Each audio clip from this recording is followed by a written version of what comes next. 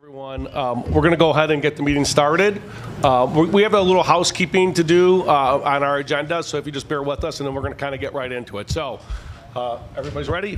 I'll call this meeting to order. This is the regular board meeting of the Supervisor and Board of Trustees of the Township of Orland for July 21st, 2025.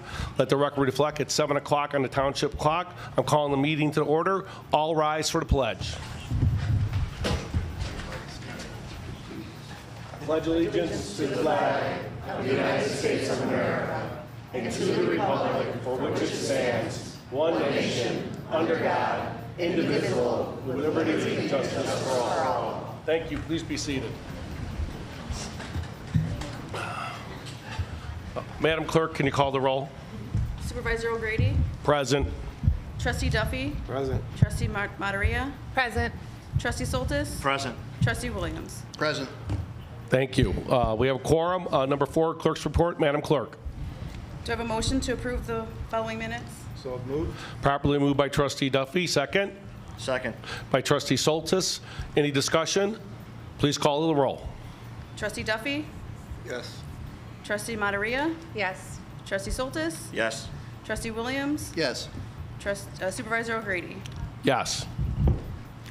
And then another motion for the budget and appropriation public hearings minutes? So moved. Properly motioned by Trustee Duffy. Second. Second. Second by Trustee Williams. Any discussion? Please call the roll. Trustee Duffy? Yes. Trustee Maderia? Yes. Trustee Soltis? Yes. Trustee Williams? Yes. Supervisor O'Grady? Yes. At this time, I'll make a motion to advance 7A, B, and C ahead of number 5. Do I have a second? Second. Second by Trustee Williams. All in favor, aye? Aye. Opposed?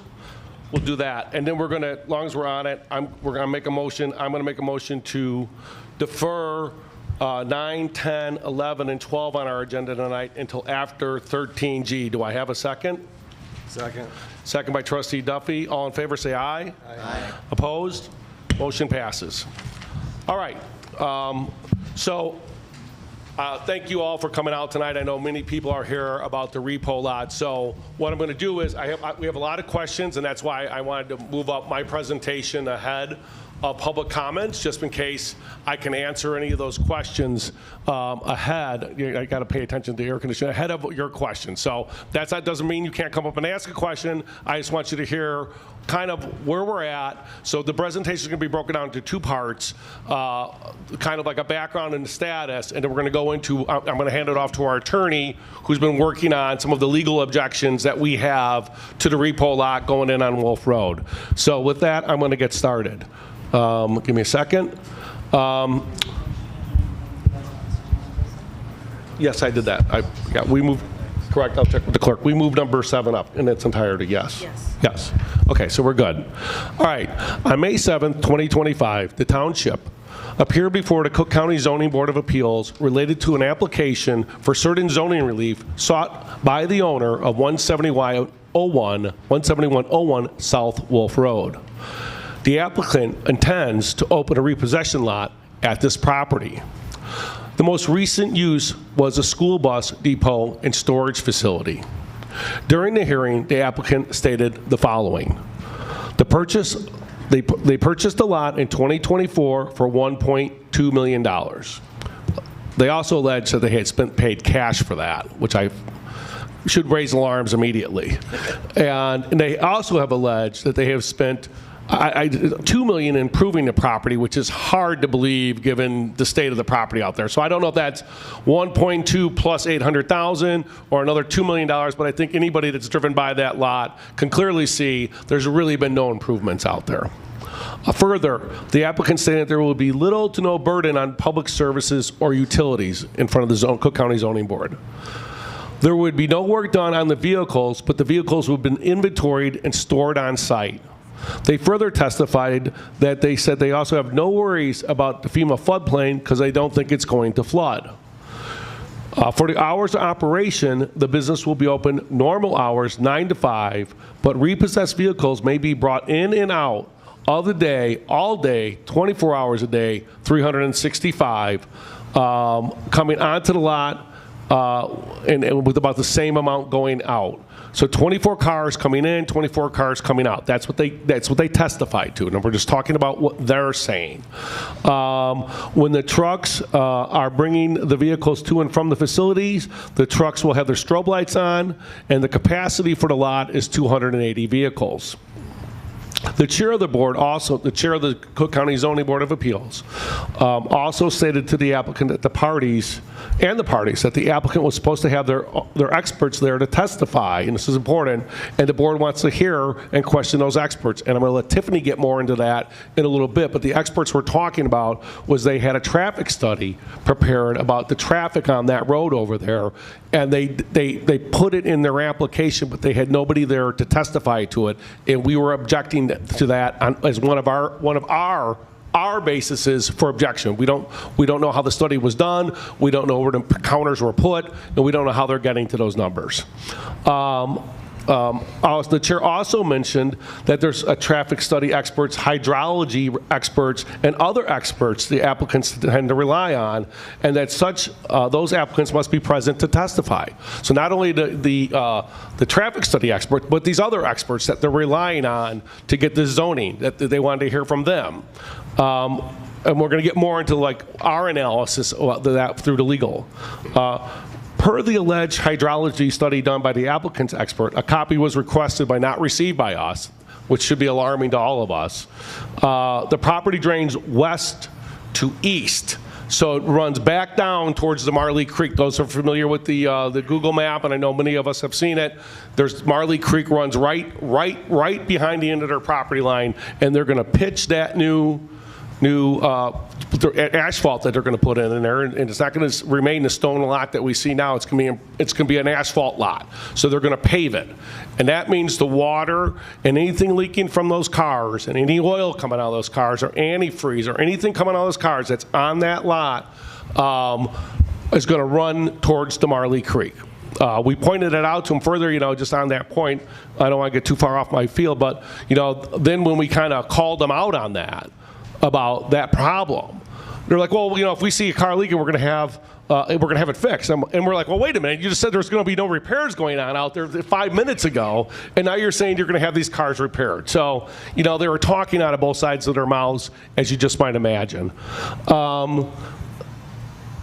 Okay, we handle it. The applicant does not see this as problematic, so he doesn't see it as a problem that it's running. That's what he testified to. This isn't a problem. When asked by the board about the leaking oil pans and the other things, says, we will fix that, contrary to the applicant saying that no work was done on the site. So I just said that. Concerns by the Orland Fire Protection District. Our own Orland Fire Protection District is concerned about electrical vehicle hazards out there. And storing those vehicles on site without proper equipment or access to fight such electrical fire vehicles. So, here we are talking about putting these electric vehicles out there, and our own fire district is saying, wait a minute, we have concerns, and we have concerns about being able to extinguish those fires, and we even haven't seen, if you put 280 cars on that lot, we didn't have the fire department there with us. I've been talking to them and the union. How do you get a truck in there? How are you going to get them around all these cars? These fire trucks they need room. We all know that. Items that need to be done by the applicant. So this is the stuff that they have to do coming up, right? Present their traffic engineer to testify. Present an author of the hydrology study to testify. Present the appraiser to testify. Appraiser must be able to say that they won't hurt or use other properties and that it is a compatible use. Can you imagine that? They have to find somebody to come out there that's going to say, this isn't going to impact your homes right there in that area. It's just, we'll see how they get to that. They will need to present an expert to testify that they meet all the standards requested for the zoning relief. Items that we need to consider is have the fire chief or somebody from the fire department testify like we just talked about. Expert to testify regarding the damage to the existing road. So we got to think about that. Does the township, and that's why, I'm asking you to come tonight, because the board here, we need to hear this, because if we're going to expend money, if we're going to go out and get an expert to push back on their report, we need to hear what you want, right? And that's what this is all about. Also, the other thing we might have to retain is hydrology expert. And of course, Tiffany's a great lawyer, and she's like, Paul, we need an expert for this, we need an expert for that. I'm like, well, wait a minute, it just shouldn't be there, right?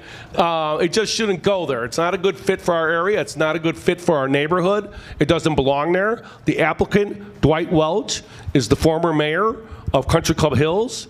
He says he's a resident here now. He's had no contact with us since the meeting. Anybody that knows, how many people came with us to the last meeting on the bus? Anybody here that was on the bus? Thank you. Good to see you all again. Thanks for coming out. We all went down there. They were very nervous when we got there that day on the bus. In fact, they didn't want us there. They shoved us in another room. They made us wait 2 hours, and before they even called the matter, they took the whole agenda ahead of us. Instead of putting us first, because we had the most people there, they put us at the end, trying to wait us out. Dwight Welch was the chief operating officer under John Strozier at the county, and he's trying to call in his favors down there and ram this through. That's my read of it. I was in the room. Anybody else that was in the room probably saw something similar. They all know each other. It's all buddy-buddy, and hey, we're just going to blow right past these people, right? We also sent a FOIA over to Lyons and Crestwood. If you recall, they testified at that hearing that they had no problems at either of those lots. We're looking into that as well. I'm going to turn it over to Tiffany really quick. So hold your questions for now. We're going to continue on. So I'm going to hand it over to Tiffany to go through some of our legal objections that we've been making. Here you go, Tiff. Thank you. Hi, everybody. I'm Tiffany Nelson-Jaworski. I'm an attorney at the Delgado Law Group, and I also serve as Orland Township's attorney. And when this whole issue came about, Paul had requested that, or the supervisor had requested that I look into this and see what sort of rights does the township have. Now, of course, since the township is within the zone, if you will, and does own the property, or does own property around it, the township clearly has a right to object. So the township has objected on behalf of all the taxpayers, because typically it's 250 feet out of the perimeter to determine whether somebody has standing to place an objection. Unfortunately, because the properties to the north and south are vacant, and the property to the west, even though that is housing, it is technically outside of the 250 feet. So it was very important for the township to take a stand on this for the residents, as the township heard that the residents do not want this, or at least the majority that the township has heard from. There's been a resounding no. The residents do not want this. So as a result of that, I dug deep to try and figure out what exactly could we do. Now, one of the things, as the supervisor had stated, was, we went there and we made our presence known. And in that, I also filed a written document, with all the exhibits attached. It was about a 19-page document that laid out all the different reasons why this should not be there, why it doesn't fit well with the area. One of the reasons that we cited was that there's a bus stop. It's a school bus stop just adjacent to that. And with all this traffic, potential traffic going in and out of that, we don't know what kind of traffic this is going to yield, what sort of people this is going to yield. And you can imagine somebody gets their car repossessed. That's usually not a happy occasion. So you're not having people come here, in a very good mood. You're going to have people come here upset, angry. Who knows what their anger is going to lead to. We've got a school bus stop right there. What if some crazy person comes with a gun and decides that they're going to shoot the place up because they're upset because their car got repossessed and they feel like it shouldn't have been repossessed? So these are some of the things, that's one of the things that we had brought out at the hearing. Other things were just the fact that the zoning application, even with all of their exhibits and studies that they had attached and submitted after the fact, it still does not meet the standards, in our opinion, of zoning relief that they could get. One of the reasons is because this is I believe, a planned unit development area, and the zoning code basically states that because it is an area that is in a floodplain, that it can't be developed in the way that they're trying to develop it. Essentially, it needs to sort of go back to nature or go back to a more natural development that could withstand some of the rainfall, like a park or a public space or something like that. That's the type of development that is probably more appropriate under the 1999 comprehensive plan that was approved by the Cook County Board of Commissioners. So that was a really big point, and I could see when we were giving this presentation, I could see a lot of head nodding with the board.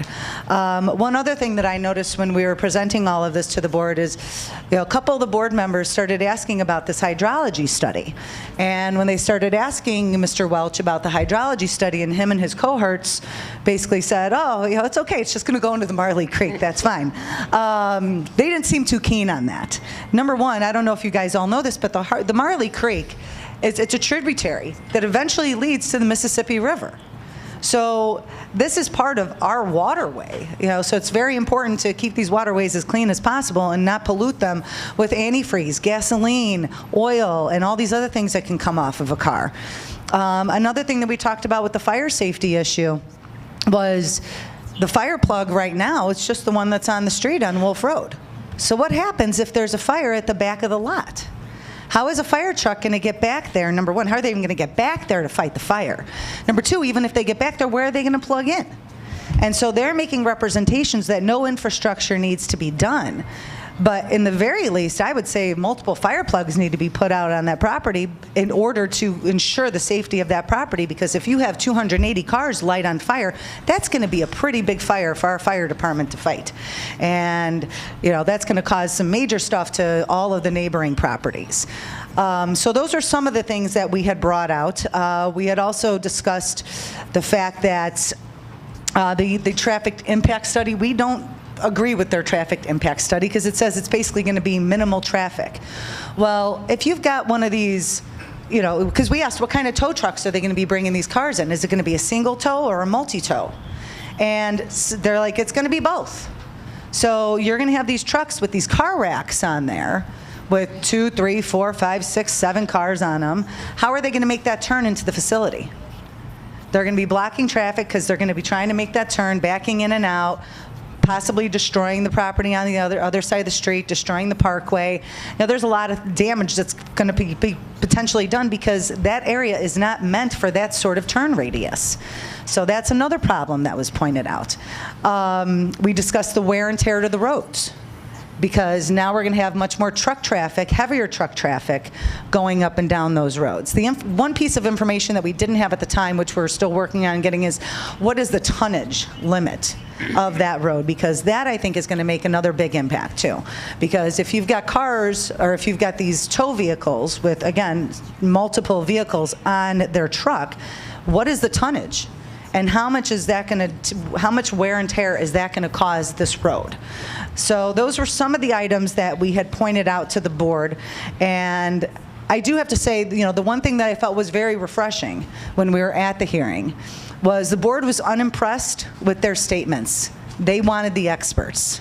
They didn't care what Mr. Welch or his cohorts had to say. I mean, they listened, of course, but they wanted to hear from the experts, and they made it clear to him under no uncertain terms that if he wanted to proceed, he needed to provide additional documentation in accordance with the zoning ordinance, because the zoning ordinance is very specific as to what you have to provide as backup to your application.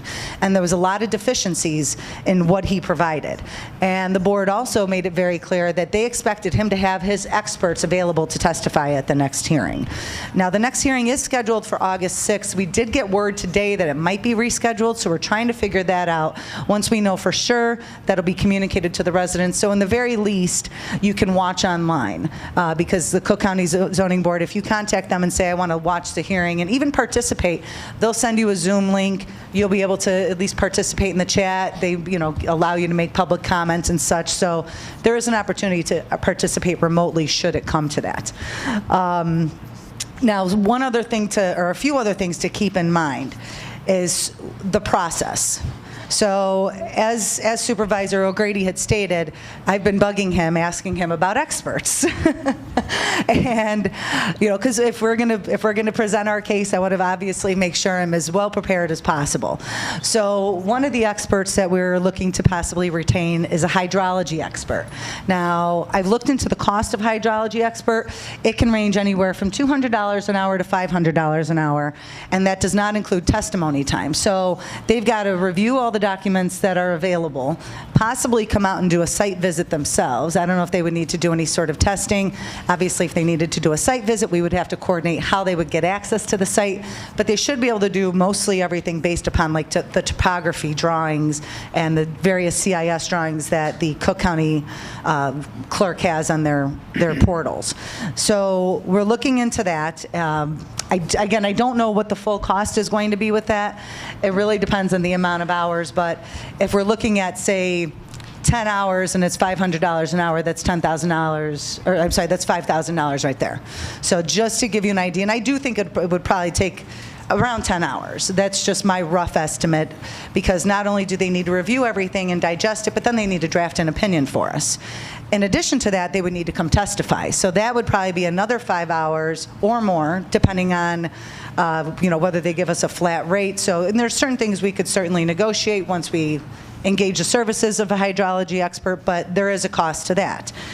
Then another thing that, in my opinion, we need to, if we're going to present something, we need to consider whether the township is going to get its own traffic impact study and road impact study. So those are actually two different studies, but there are certain companies that will do both. So a traffic impact study is exactly what it sounds like.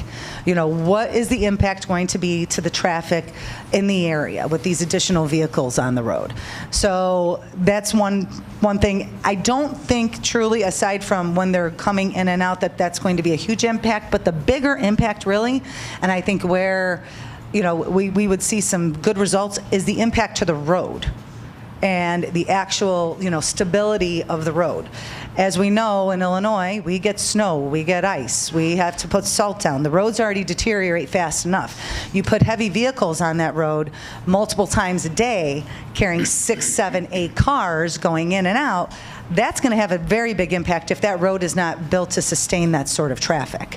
So those are some things that we're looking into. And a traffic impact study and a road impact study can be anywhere from $10,000 to $30,000. So that's another high-ticket item that the board needs to consider, with, of course, the input of the public as to whether this is something whether we want to go down that road. Now, the one good thing about potentially not getting these experts is, I can't make any guarantees, but they didn't come very prepared last time. I'm curious as to whether they would actually be prepared this time. So we would have to see on that. We could always try to, if the board decided that it didn't want to get experts at this time and wanted to see what they're presenting first, we could try that and see if the board would give us a continuance. They may not give us a continuance, though, because they want to keep this zoning matter moving along.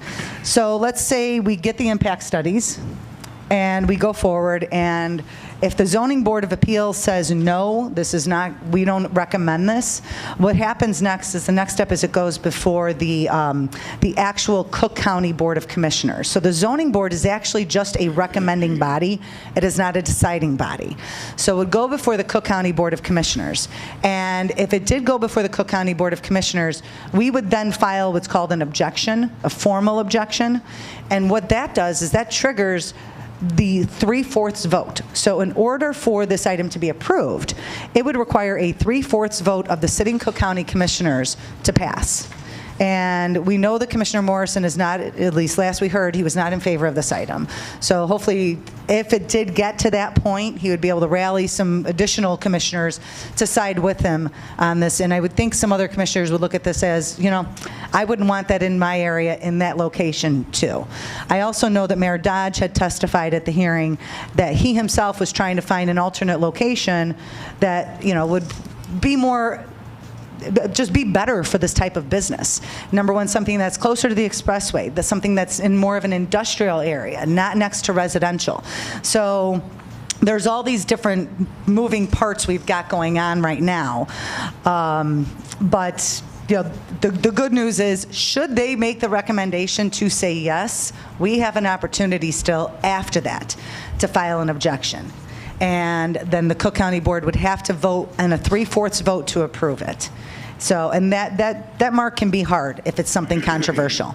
And that would, again, be the opportunity for us to get a few buses and go down to the Cook County Board meeting and show them that the residents of Orland Township are not okay with this development going in. So I'm asking for some direction from the board ultimately to let me know, do we want to go forward with these studies? How about a round of applause for Tiffany? Nice job, Tiffany. She went down there. We had to go. Thank you.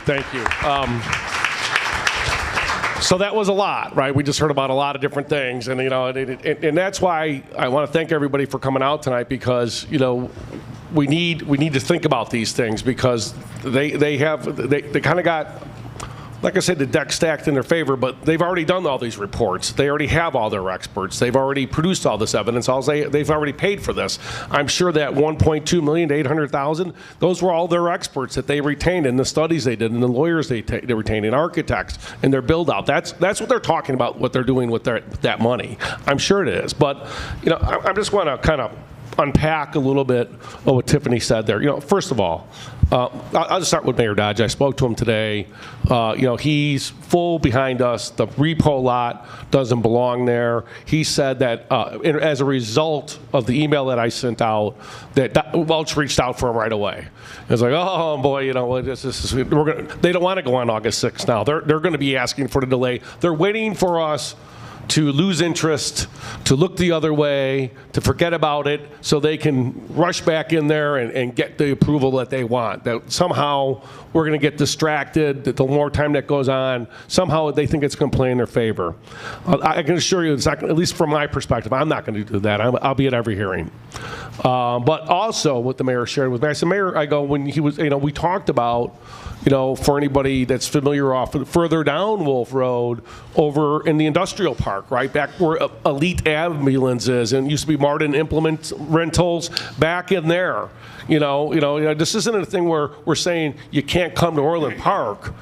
We don't want you, or somehow we're against you for something. We're just saying not at that spot, and we're saying over there in the industrial park, down there, I guess behind the mobile stations. Does everybody know where I'm talking about? Okay.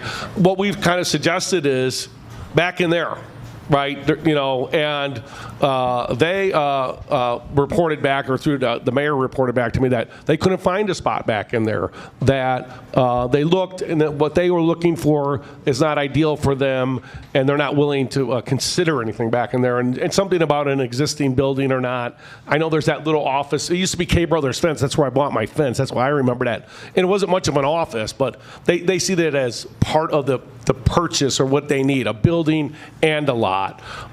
So what I heard from Mayor Dodge was that as of this morning, or as over the weekend, the last time that they heard from Dwight Welch, was that they couldn't find another location in Orland that suited them, this kind of it. So that tells me they're focused on the location that we're here talking about, because they've already bought it.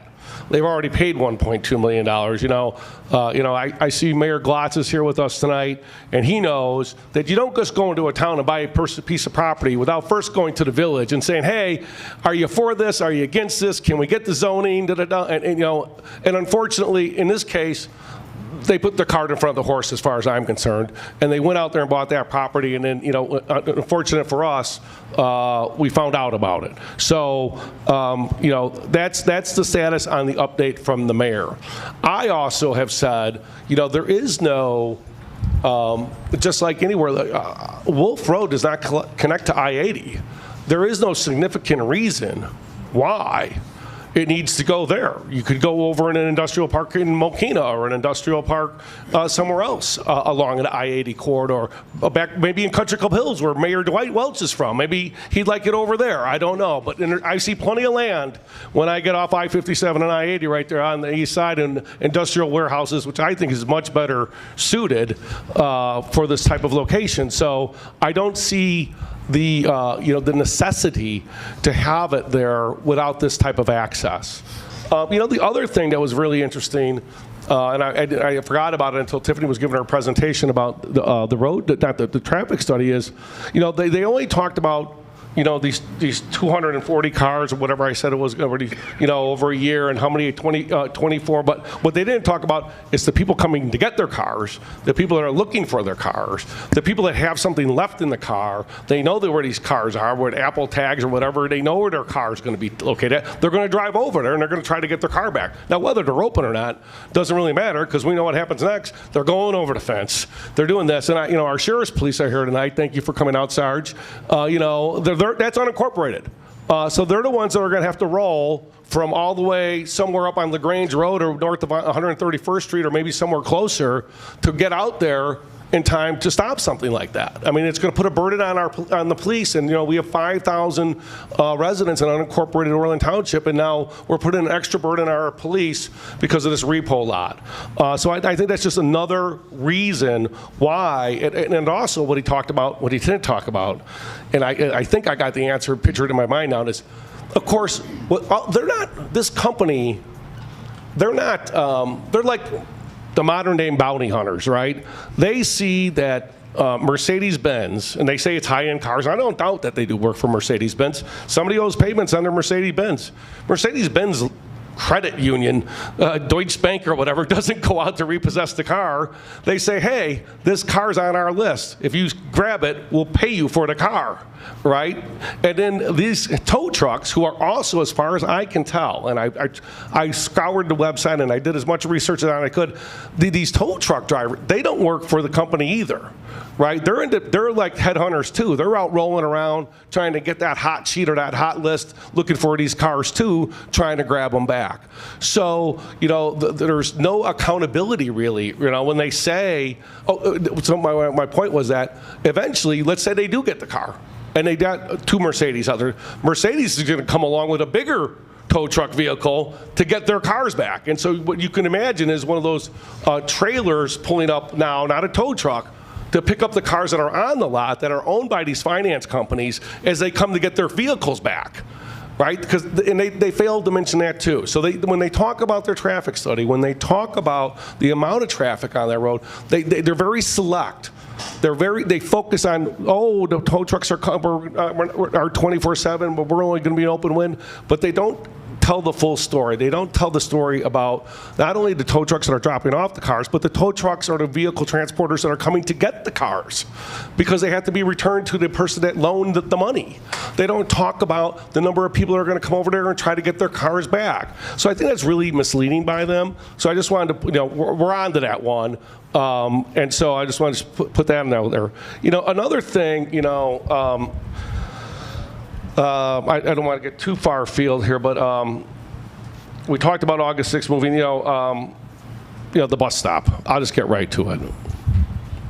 I looked at the photo, and I'm going to be the one that steps out there. The gentleman that testified in between Dwight Welch and the architect is a lifelong registered sex offender, pedophile. Google his name, it pops right there on the first page. If they want to sue me over it, I'm telling you, I am confident that is him. That's him. And there's a bus stop right in front of the place. Now, if that's not enough reason, so we reached out for. I'm going to reach out for 230. We need to get the fire chief there. We need to get 230 there. We get the village there. We have to get the sheriff's police there. We have to get there, and we have to point this out. This is just not right. This is in front of a bus stop. What, do you want us to move the bus stop to allow this to go in? I mean, how ridiculous is that? I mean, we're just not going to stand for that. When I think about, let me see if there's anything else I wanted to cover. We talked about the, here's another thing. All right. So, through our relationship with the Secretary of State's office, I was able to talk to their vehicle crime unit. They say these lots, they're hot cars. They're out there. They're just, he can say whatever he wants and he can testify to whatever he wants at that hearing. But I am confident that there's going to be people that are chopping cars out there and taking parts off of cars and like the old school.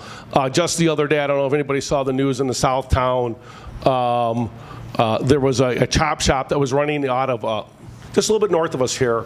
I forget what town it was in, but it was a storage rental unit place, right?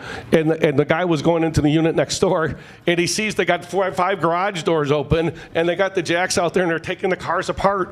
And sure enough, it's right over here. It was just in the paper, right in our neighboring town, and it was a bunch of cars that they were chopping up and taking the parts off of. So you just can't tell me. And then I spoke to a former deputy chief of stolen vehicles with the Illinois, the Cook County State's Attorney's Office and the Cook County Sheriff's Office, the vehicle theft unit, and he says there's a place right over in Fort Heights, and the owner of that lot is from Orland Park. Look at that, the chop shop lot. Now, you can't see it off of Route 30. He says it's right out there past Jora Road or down Jora Road. No, it's down Jora Road, almost on the north end of Fort Heights, a big chop shop out there. And it's going on all the time. I think we know how much vehicles cost and how valuable these parts are nowadays. Don't ask us to be naive, please. It was Bridgeview. Sorry, I didn't want to besmirch anybody's name without the correct facts. I already took a shot at the owner. I got to watch myself. So, those are some of the things that I'm concerned about. And the way I think, I think, it was very clear to me that they didn't want us there last time. For everybody that came with us, it was it was abundantly clear. They did not want us at that meeting. And in fact, they were going to reschedule the meeting because they heard we had a bus. And then they said, just tell your folks to attend remotely on the Teams meeting. And I think anybody that did that, and I know Trustee Duffy was on there constantly saying, I can't hear you speaking in a microphone. You just were not getting the full effect of what was going on in that room unless you were actually in the room. So I thought that was very, at the end of the day, I told them, oh yeah, I'm going to set up the boardroom here and bring down the screen, and we're going to show it here, because I was saying that some in our community are technologically challenged and they can't do Teams, they can't do a Zoom meeting, they can't come in like that. So we need to provide an alternative. Then they said they're going to cancel the meeting, and that's when I said, well, I'll just put a screen on so anybody can watch it. And they were hugely relieved because they thought like nobody was going to come on the bus then. So the meeting wound up going forward. Of course, we had already booked the bus. I didn't tell them that part, and there was no refund. But in all seriousness, this is a very serious issue, and I take it very serious. This is litigation and trial work. That's what I do for a living. Is very expensive. I know about this. I know about expert witnesses. I know about expert reports. I know about cross-examination of experts. I know how expensive this can be. So I think we just need to, in my mind, when I think about what Tiffany's recommendation is, and that's why I'm glad everyone's here tonight, is that we have to think about how do we wisely use taxpayer resources, and how do we do this, and what do we get the best bang of our butt for? If we hire all these experts, do we really need them? And that's why I was hopeful that after they saw our last push at them, and over 2,500 signatures online, thank you for everybody that signed that. I printed them all out. I left them right. They didn't want to take them. I just left them right there on their table and asked them that they be entered into the record. They don't like things like that, but we just said we're not taking them back with us. These are the people. Here's their names. Here's their addresses. These are the folks that are right here in our community that are not in favor of this. So I think, we have to do some thinking. I think what we should do is ask the board to say, we'd like to see if they produce their experts, and then what they say, and then ask that the hearing be entered and continued for us. I mean, it's already been 9 months now. What's another 3 months?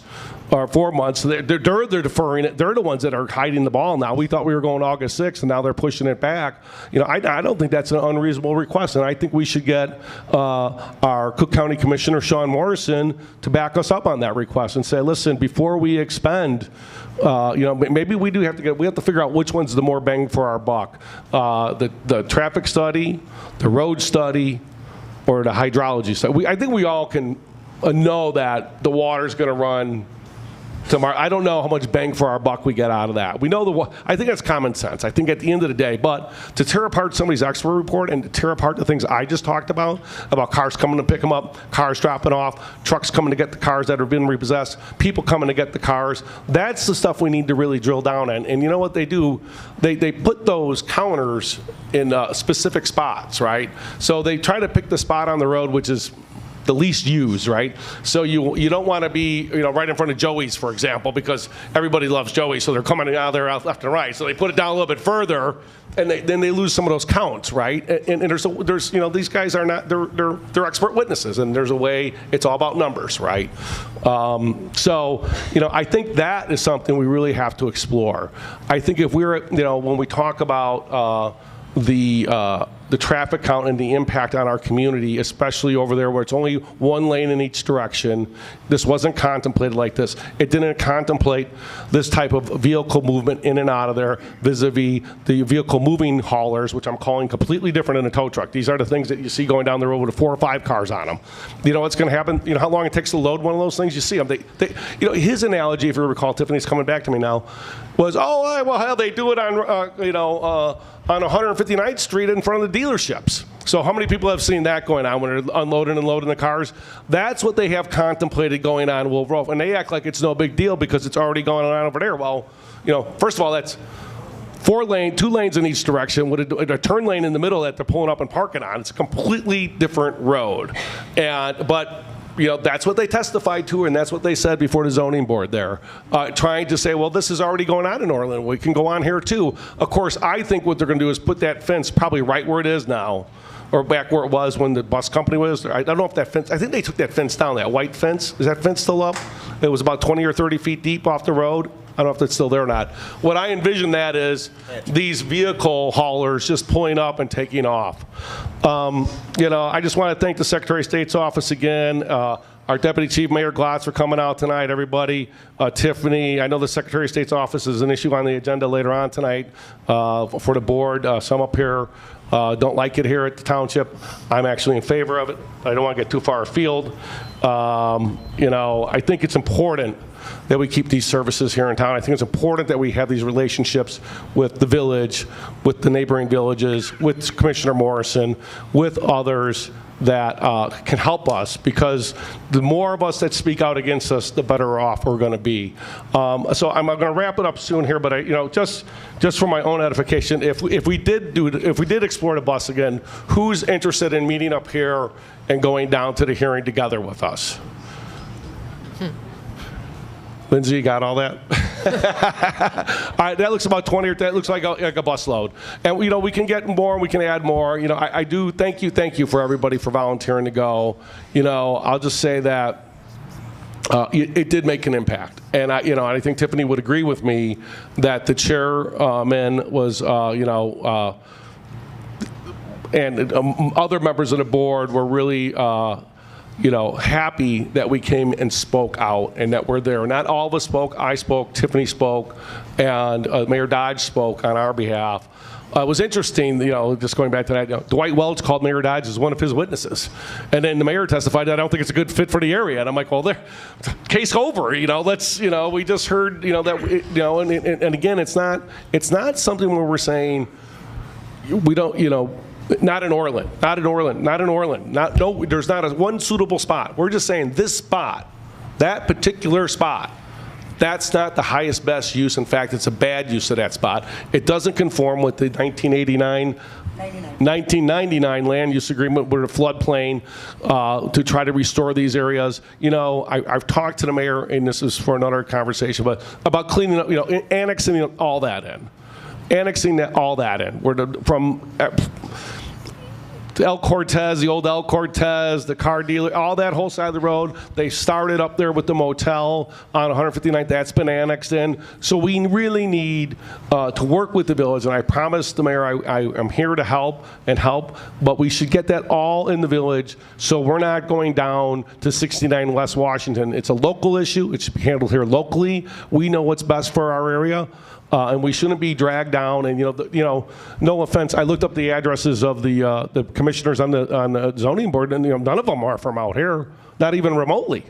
They're just not from our area, and so they probably have no idea what it looks like on Wolf Road. They probably have no idea where this is located. It's a scant 1 mile from the Will County and on two ways, right? I mean, it's the end of the town. It's literally the end of the township out there, right? And to be judged by and be ruled by people on a zoning board that don't understand our area, I just think is not proper. And that's why I'm going to work with the mayor to make sure that whole area gets annexed in all the way down, so we don't continually have this issue down the road, because I think we're going to stop this. But we have to learn our lesson too, and not get caught in this again with whatever the next, what did he say? A cannabis shop. He threatened us with a cannabis shop. If those of you that remember online, I'll just put a cannabis shop there. I was like, oh great, you're a good neighbor, But that's what they think. They think, and you just remember, when you're asking for, and Tiffany, and I'm a lawyer and I do this work, if you're not asking for a variance, and they don't need a variance for the zoning for parking or anything else, they can buy it and just put it there, and you can't stop them. And that's what we have to be thinking of long term.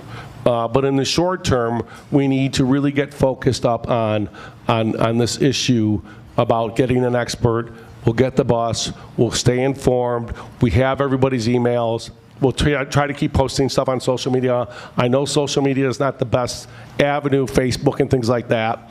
But I'll keep on getting the word out there as best I can as we learn things. But thanks for coming tonight. Tiffany, anything else before I go?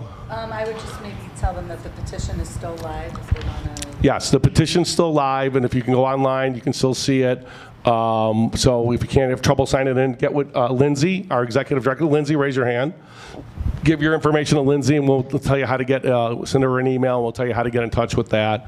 I know I said we're going to go right into the trustees report. I know we have some public comments. We got to get to the public comments. So I think what I'll do is I'll finish the trustee reports, and then we're going to come back we'll do the public comments, and then we'll hear from the sheriff's police, so that's okay with everybody. Okay, so I'm going to conclude my report, and I'm going to move on to trustee Soltis. Trustee? No report. No report, thank you.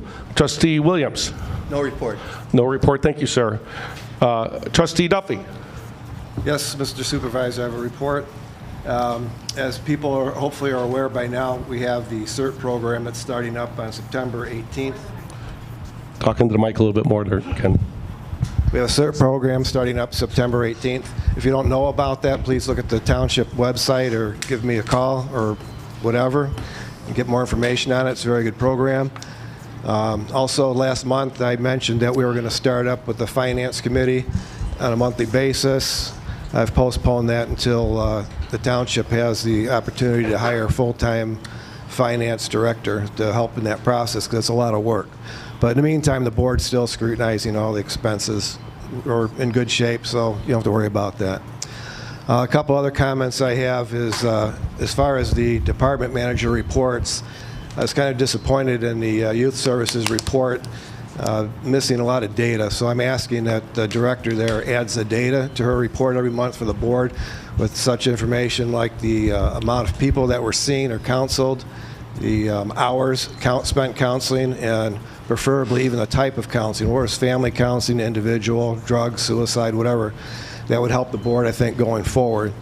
And also, I was kind of disturbed on the food pantry report with the new law that our wonderful governor is putting into place that's going to prohibit the food pantry from us checking IDs of people collecting food. So what will happen there is people that don't need it are going to get it, and the people that need the food aren't going to get it. So that's your government at work. And that's the end of my report. Thank you. Thank you, Trustee Duffy. Trustee Matarea? Yes, I'll make it brief. Since I've been in office, I've met with Gina, our clinical director for the Youth and Family Services, multiple times. She has her client sessions that are taking place on a weekly basis. I agree with Duffy. We could look into more of the breakdown of the sessions, what's going on, but obviously with needing to be confidential, there's only so much information they could report, but we could still know how many people are being seen.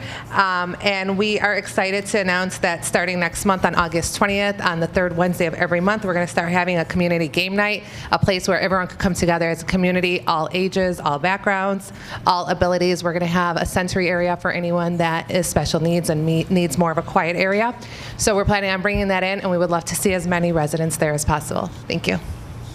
Thank you, Trustee. Assessor Kelly.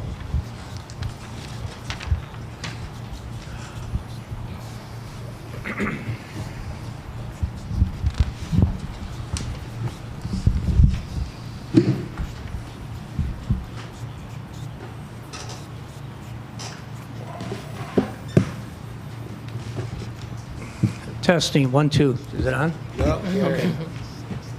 I'd like to submit the assessor's report to the board. For approximately 20 years, I have had the privilege of being the Orland Township assessor. My township assessor's office has become one of the best in Cook County because of the dedicated and efficient work of the employees. For the past 20 years, my office has always had 2 full-time employees to complete many tasks assigned to this office. We have also contracted additional help during key busy times to better serve our taxpayers. Last year, we had 10,873 contacts with our taxpayers needing help. Cutting our staff in half, leaving just one person to do all these tasks, will severely affect our residents. In addition, we would have to shut down our office every day for a lunch break and any time my staff had a vacation day or time off. This would also make a big impact on the front office staff with phone calls and walk-in visitors. Supervisor O'Grady is obviously aware our taxpayers want this service. He spent $46,540 last year to hire an outside company, Property Tax Fox, to do additional appeals. This was not requested by or even coordinated with the assessor's office. This expense for just 1 month of outside appeal service is equal to the salary of one of our staff to provide a whole year of many services to our residents. He again hired Property Tax Fox this spring during the exemption application timeframe. I do not know how much he spent on that service. For these reasons, I have presented the same budget for the assessor's office as last year. That concludes my report. Thank you, Assessor Kelly. I guess I'll respond to that. For those that you don't know, the budget passed at our June meeting. We had 2 special board meetings. We had a budget hearing, and we went through the budget. The assessor's budget from 2022 to 2023 was $150,000. In 2024 to 2025, it's over $200,000. The reason, and it wasn't me that hired Tax Fox specialists or whoever they were, it was the board. People were getting turned away from his office because he wasn't able to handle them, and there was a kind of a backlash on the way out. We responded to it. And we brought in an expert, kind of like what we're just got done talking about, right? We bring somebody in that you outsource it. It turns out these appeals are now being done online. Pretty soon they'll be done by AI. It's not that complicated. You take your property, you look at the other properties, and you appeal it, right? So yeah, we paid 40, but I don't dispute the number. It was approximately $50,000. We in addition to the 250 appeals he did, we did 1,000 with our outsource. But the way I looked at it was, we were just taking care of the people that he was turning away. And that's the way the board looked at it. We just wanted to provide the services. We just think, we looked at other neighboring communities and their budgets for the assessor, and it turned out they were much less than ours. The appeal process isn't going on all the time. it's only during certain windows. And what we're just saying is adjust your staff. Bring them back however you want to do it. But, you don't need them back there all the time because right now there are no appeals going on, right? There are no things going on. And so, I think our thought process was, Rich is going out. He's 20 years. He's right. He's done a great job. No argument there. I'm not criticizing him. I'm just saying there's a new assessor coming in, Antonio Rubino, on the first of the year. We want to hear his ideas at the board, and we'll go back. And if we need to put something back in the budget, we will. But I don't think we should just be an open checkbook up here. And that's the way we looked at it. To go from $150,000, which he was at for a very, very long time, to $200,000 in just a short 18 months seemed high. And we just were asking, and I've been asking, to streamline it, to use more, to make appointments, to do different things, and that's all we were asking. And I think that's all the board's reasonably looking to do. We wish Rich the best of luck in his future. We look forward to working with Antonio Rubino. Rich, thank you for your report. I don't know how many building permit reviews did you do last month? Do you know? Yeah. Last month? Yeah. Probably about 3,000 to 5,000. In 1 month? There was 3,000 to 5,000 building permits pulled in Orland Township in 1 month. No, before. They were sent to us that we clean up. See, supervisor Brady, that's part of the problem. You don't know how that office operates. You have no idea. You haven't even ever been. Wow. I have been back there, Rich, many times. That's ridiculous. Of course I've been back there. All right. Listen, we're going to move on. We're going to go back to, we have a couple more things to do, but let's get to the public comments. Who do you want to start with? Let's go with Cam Crook. Cam, are you here? Come on up. Come on up to the front here. There's a microphone right here.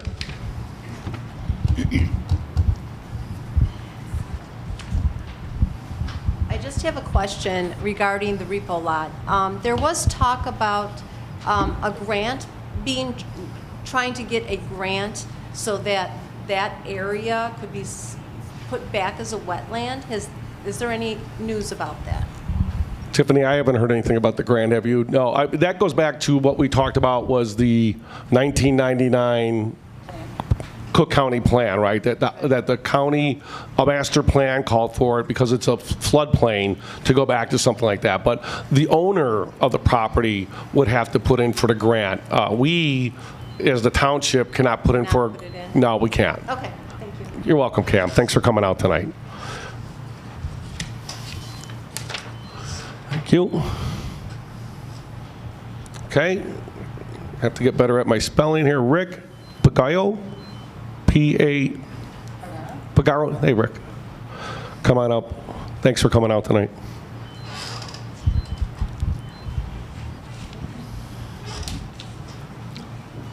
My name is Rick Pagano, and yes, thank you for all the work that's been done on this. I wish there was more out there that knew about this. I'm not sure how we can get more visibility. I mean, my wife and I, we live in Marley Creek Preserve. Yep. So my concerns, obviously, as you've so nicely described, they really revolve around public safety. You know, the issue with fire, the issue with the element, people that's going to be around. But I'll take it a step further in the comment about maybe you should go to the industrial park. I don't agree with that because that's close to a very concentrated subdivision, the preserve. If a fire starts there, a lot of other homes are going to be affected. My opinion, my request would be that it not be anywhere in Cook County. It just shouldn't be around here. It just needs to be somewhere else, a rural area, an old farm place, somewhere. Go to Kankakee County. I don't really care, but not in Orland. Thank you, Rick. No disagreement there. Yeah. Okay. Marguerite McLean? My questions were answered. Oh, thanks, Marguerite. Thanks for coming out tonight. I see you're over there on Lawler. Thanks so much for coming out tonight. So at least we answered one question with the presentation. So, yep. John Nugent, I see John back there. How you doing, John? John ran for school board last time. Don't know if he won or not. I can't remember. Came in Third. Great. Congrats. Good to see you again, bud. Thank you. So I am on Orland Plan, and I'm here as a private citizen. I live in Silver Lake Dells, and it's a very unique neighborhood. Again, like some of the things we're talking about tonight, my house was annexed in '81. There are 15 people in Silver Lake Dells, it's not relevant, who are in the village. So when you have these mixed zonings and mixed between incorporated and unincorporated, you leave yourself there. So even though I don't live as close to everybody else, I am trying to come as someone who has been on Orland Plan. And I have a number of comments, and I just left my notes, but I know them by heart. But a couple things that were stated, I just want to correct, and some things for you, Tiffany, as well. One, first off, the property adjoining this property is not only in the village, it's owned by Orland Park. And the village, I was on the plan part of it, we've already rezoned it for the zoning we're looking for. So you cannot develop the adjoining vacant lot. Two, El Cortez is in the village. It has been in the village for over 30 years. El Cortez is an example of one of the ways we need to attack them, Tiffany. El Cortez was lost through tax sale. I had asked Rich before even about the assessment. That property had a tax bill of 100 grand at one time. El Cortez is in the village. El Cortez was lost to tax sale. The new buyer who acquired it, this is public record, you can FOIA the village, they went ahead and did repairs to that property without a permit, okay? So the next part I don't know is the fact, but I'm pretty sure Orland Park has litigation against the new owner. One of the things that you said repeatedly, Superintendent, is, and then I did hear former Mayor Welch say at the public hearing, is that they have 1.25 million into it. I did check that night, and you can check again too as a realtor. There was no transfer that I saw recorded. Now, it may have been subsequently recorded, but I did not see a transfer months ago.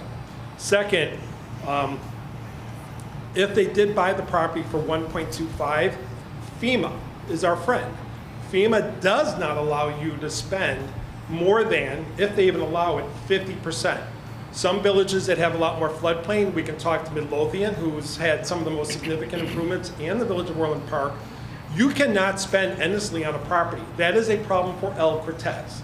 El Cortez has significant billing issues that Orland Park is aggressively has been pursuing for over 2 years. They have cited that property even before they did work they weren't supposed to do. So whether you're correcting building code violations, and they're gonna have to tear down part of that property, because some of it has collapsing structures, they cannot, and I think the number is 50%, it may be lower, they cannot, including engineering studies, including contractors, they can't even spend 50%, because this isn't just a floodplain, it's a floodway.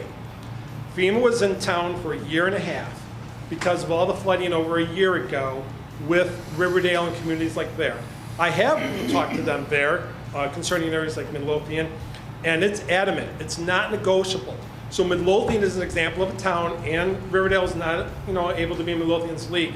They monitor. So if I say I want to put on a roof, so let's take our guys. I want to put on a parking lot. I want to put up a new fence. They cannot, without permission from them and a waiver from our state and FEMA, spend that kind of money, and they should be getting a building permit. Okay? So if they have, now you've represented that they've represented, that they said to you, and they've said, I remember hearing, and you repeated accurately, that former Mayor Welch said that they are $2 million into this, okay? The largest owner of unincorporated real estate in our area is Gallagher and Henry Construction. I re-verified, knowing I was coming here. Gallagher says minimum, this is Gallagher, a seasoned builder who knows what they're doing and how to prepare, minimum, if you go to contract and you're ready to get a permit, and they have to go to Cook County, 3 months, you're laughing if you think you're getting the permit before 3 months. So if they did work there without a permit, we need to make sure that the building department in Bridgeview for the county is over there saying, what work have you done? Because there should be no work done without a permit. We want to put on a deck, whether we're incorporated or not, we need a permit. They're not exempt. But the other thing is your permit needs to be in compliance with what your usage. Orland Park will not give you a permit if you don't already have that approval. So if they did work, they did it without a permit, and they've done it without the county approval. If they've already done that, that is a big issue. We need to, and all these things matter. These are all the ways we're trying to fight it. I don't want to see us spend $30,000 on a flood survey if we can fight them on a permit. So we all pay good taxes. We need to make sure the building department for the county at Bridgeview is our friend, okay? So let's FOIA that. Let's find out how much permits they've already had? My guess is none. And then maybe we can do correspondence with them. What kind of work have you done? So in a floodway and a floodplain, because they are both here, they're not just one or the other, they're both. To make an improvement, you need FEMA and state approval. So they haven't even shown that they're trying for that. When Orland Park and Tinley Park, Mayor Glotz can verify this, you want to develop on 159th Street, and you're going to have a one-way and one-way out. We need IDOT to say, can your driveway go like this and your driveway go like that? These guys are trying to do everything to circumvent all of the decades of planning that Tinley Park and Orland Park have done, okay? But you can't just pull up with your trailer. We don't know if Mercedes is going to come and take 2 cars that day, or tow truck them every day. Mayor Glotz and the village board of Tinley Park, former Mayor Pekow and current Mayor Dodge and that village board are not going to allow that to happen. So President Preckwinkle, which you should be able to reach, and we can ask Morrison to do, she said after the 2008 financial meltdown that they would not let uncontrolled development happen anymore. Why? Because we don't have the ability of building to deal with this. We don't have the sheriff to be able to patrol this. You cannot subdivide property. You can subdivide a large lot into 2, but you can't do more than that in unincorporated Cook. They are trying to circumvent what Orland has. Now, you were saying Mayor Dodge wants to work on that. Actually, the prior mayor and the administration has been working on annexing and zoning, including, like you said, the hotel. That's why they annexed next door. That's why they made sure they know where they're at El Cortez. The second thing with the floodway and the floodplain and the issues there, Orland Park would require like that paver brick type parking lot and other flood control methods. And FEMA would have to sign off. You cannot just let your water run into creeks anymore. That's not allowed.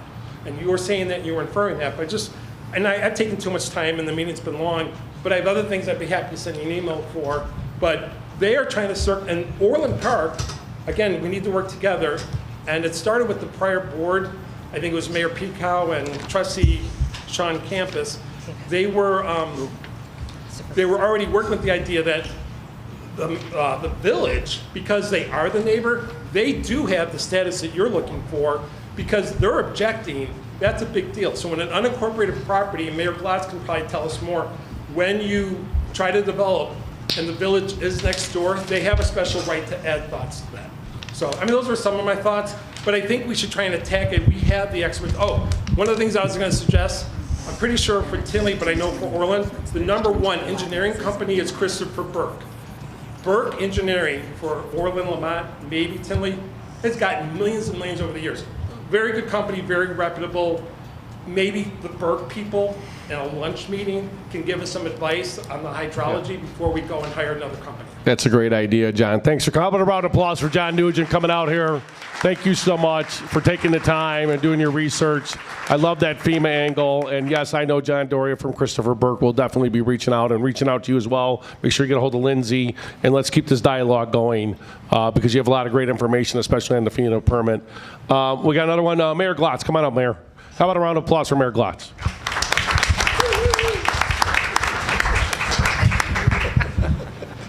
Just a comment. Got to turn it on there, Mike. Just to add to what John said about Christopher Burke. They are a great engineering firm. They're actually the Orland Township for the Highway Department. They're the engineer. They're for Village of Orland Park and actually Tinley Park as well. And we also have Robinson. Just a side note, we had a piece of property that 191st and Harlem Avenue at the southwest corner, 77 acres that the high school bought that they could not develop because they had all the waterway issues. They had Army Corps of Engineer issues. And actually, Paul and I worked on that together. We had Robinson Engineering, we had Manhard, and we had Christopher Burke. We went down to the Army Corps. We had all the engineers together. We figured out how to develop that land within probably 2 months, what they've been trying to develop in over 20 years. So Christopher Burke is an excellent engineer. So good luck with them.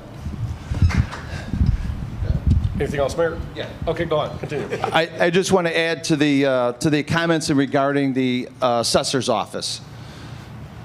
Who gets a raise from $150,000 to $200,000 in a year? Nobody does. If you could do it for 150, why? How come all of a sudden now you need $200,000 to do your job? So that means, is it because he's afraid that the new assessor coming in doesn't know how to do the job, that they have to give him more money? And over the years, and I followed the township budget because I live in Orland Township. And what's sad about this, elections have consequences.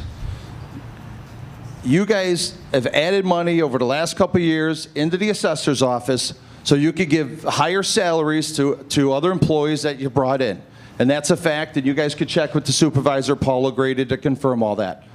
And so now, the Orland Township, there's a transfer of power, right? Transfer of power should always be seamless. And, well, let's go back to the taxes. I do a tax seminar in Tinley Park every single year. I've been doing them for probably over 16, 17 years. I don't charge a penny. Me and my board, we wrote our own software where we would hold them at the train station, we do them at the village hall, and we do over 3,000 tax appeals a year. We don't charge a penny. So why do you need another 50,000 to do more tax appeals when, like Paul said, it's a short term, it's a short time. You're Orland Township. In Tinley, we have Orland Township, we have Bremen Township, we have Frankfurt Township, and we have Rich Township. We have 4 townships where you guys basically have one. You have a little piece of Will County, but you don't need another 50,000 to do the job because of political patronage that goes on in these type of townships. I personally don't believe you need a township, but with the leadership of this board and the supervisor and the attorneys, I think you guys are in good hands. $50,000 to bring to someone that you have not needed in the past. Again, it's political patronage hireage. When the township, show you how they left the highway department. I'm speaking on behalf of Bill Brennan, the highway township commissioner. He couldn't be here today. He asked me to come in his stead. Lucky me. This is how they left the highway township, right? Transfer of power. We've dealt with that before. They left no documents that pertain. He had to put a FOIA in. Bill Brennan had to put a FOIA in to get documents from Antonio Rubino and Nora. They didn't even give him the documents before he left office, even though he put a FOIA in. He went to the garage trying to meet the staff that worked there, introduce himself to Nora, because Nora was going to be his new, whatever the title is, head of the administration or something of the township. And she actually kicked him off the property. Then she had Bert Olson send a letter to the township telling him to stay off the property when he's the newly elected official. So how's that for transfer of power? Bill was just going there to meet everyone, and then the night that they were inaugurated, Bill was not told. He was blindsided with a letter from Nora that she resigned that night. Never talked to Bill, never gave him any documents. How is he supposed to do his job for all the people in Orland Township when you treat the newcomer like that? They also disconnected all the credit card machines for payments on recycling. So now the township loses out on all that. Yeah, that's the same look I had when I found that out. They disconnected the credit card machine for the township for recycling. So now you guys are the township, myself included, you're losing revenue from the township because of these silly little political games. Instead of being a professional, handing everything over, explaining what he needs to know to do his job. The machine was disconnected, so they lost a lot of revenue because all the recycling that came in, they had to take it in for free. But township, as taxpayers, we had to pay to have all that recycling shipped out because they disconnected the credit card machine. And he also happens to be the son-in-law of Bob Reed. I think a lot of people know who Bob Reed is. He actually came into the township once and threatened an employee here, and there was a police report filed. You could file a you could file a FOIA with the Village of Orland.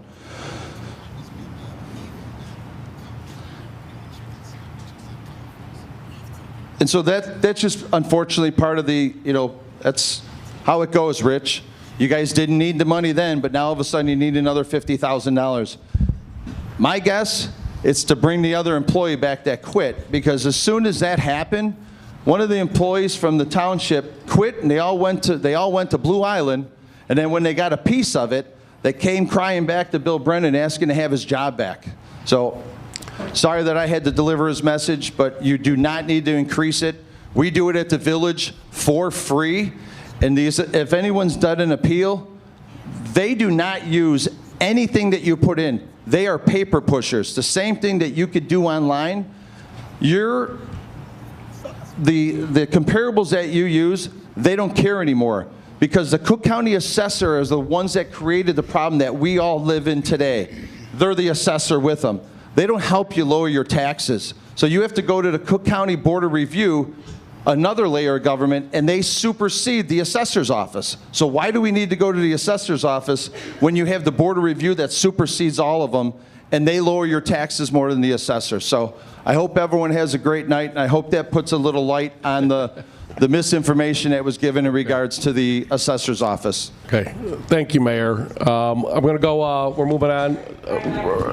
Rich, I'm sorry, you can't, Rich, you're out of order. We got to move on. We're moving the meeting on. Who wants to, he's, Point of order. Rich, please, we're trying to move on with the meeting. Rich, can you have a seat? Is the sheriff's police officer still here? Listen, let's move on. Oh, please, Rich, come on, we're trying to have a meeting.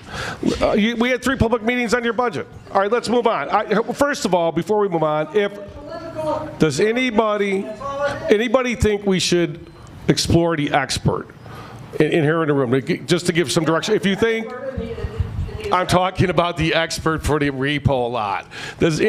How many hands think we should think about exploring a traffic expert study to rebut their expert?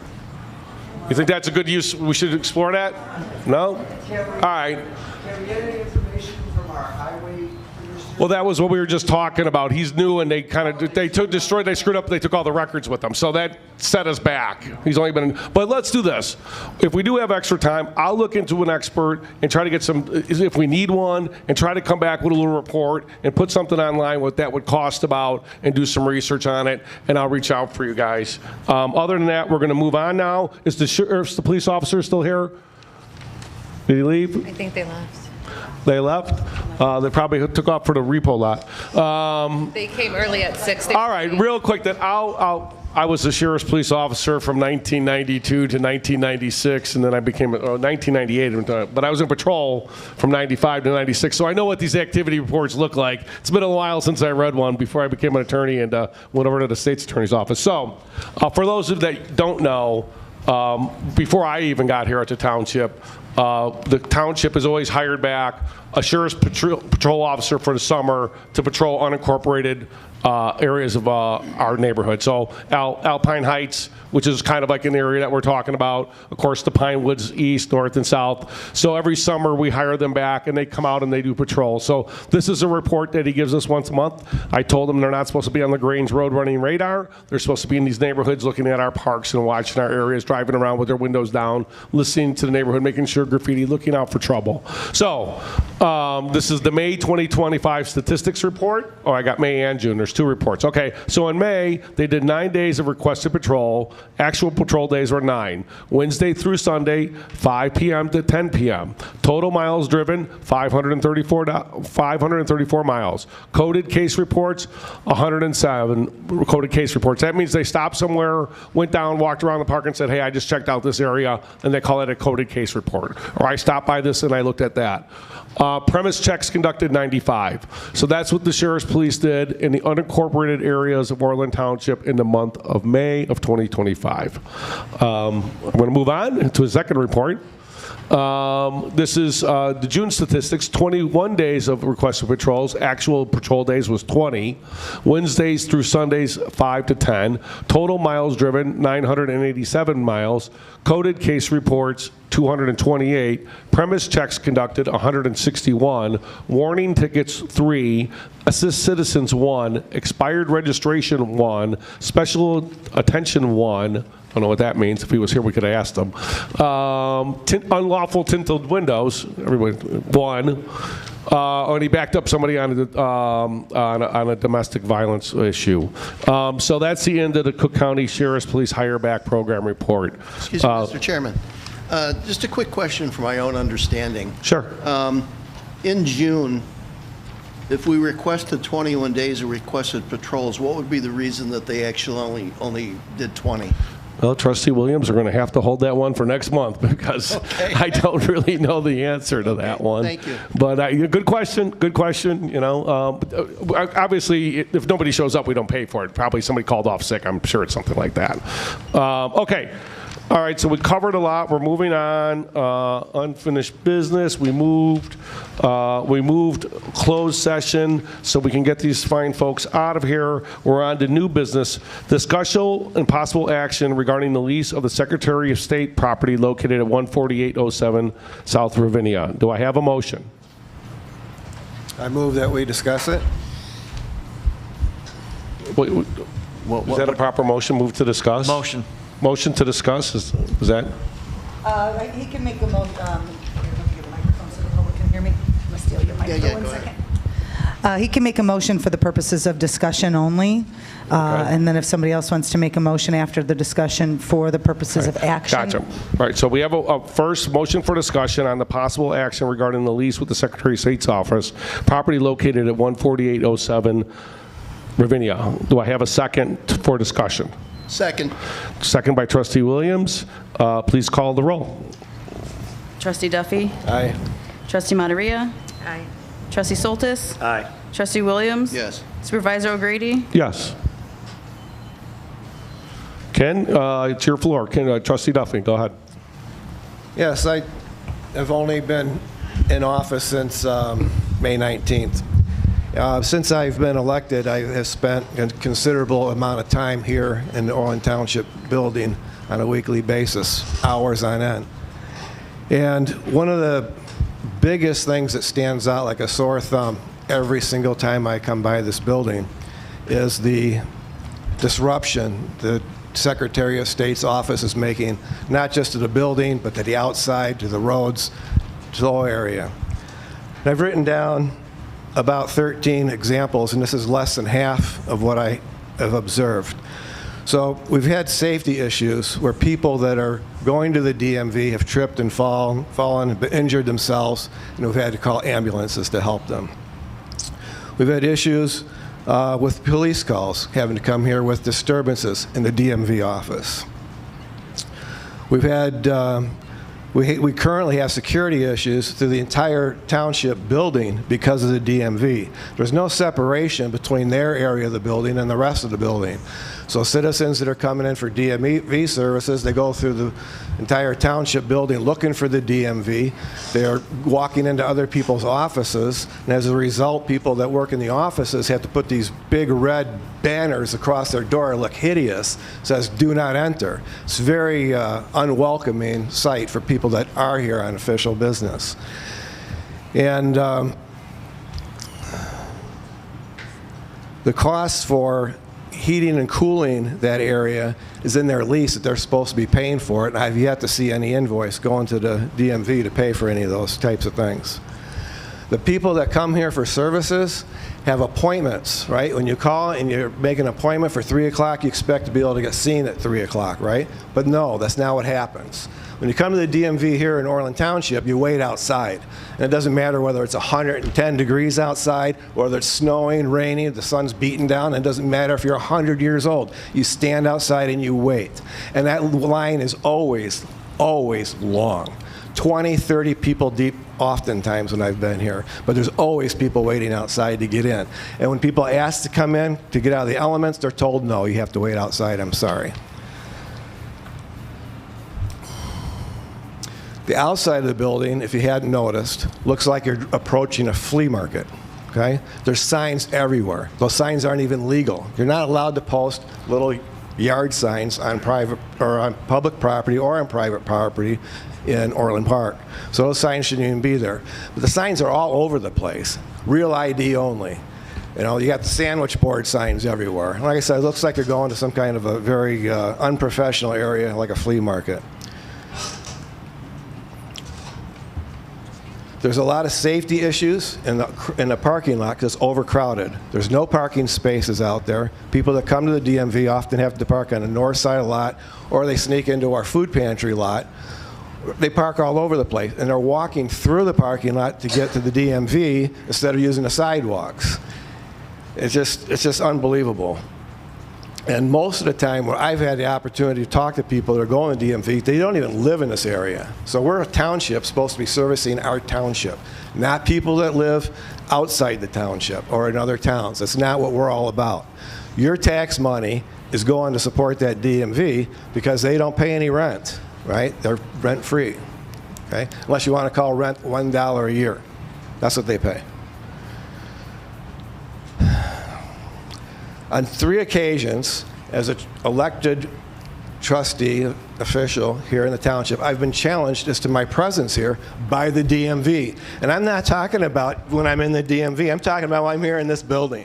What business do they have to challenge, what am I doing here? What do I want?